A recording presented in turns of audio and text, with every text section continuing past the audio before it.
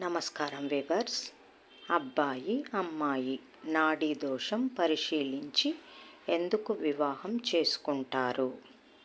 ఈ నాడీ కూటములు స్త్రీ పురుషుల్లో 3 రకాలుగా ఉంటాయి.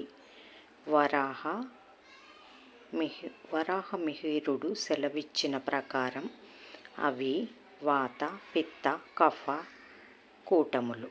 స్త్రీ పురుషుల కూటములు ఒకటే అయితే ఇరువురికి శారీరక పరంగా ఇబ్బందులు కలుగుతాయి.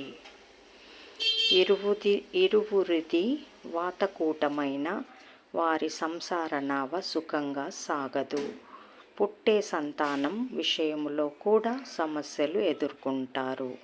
ఇరువురిలో ఒకే కూటమి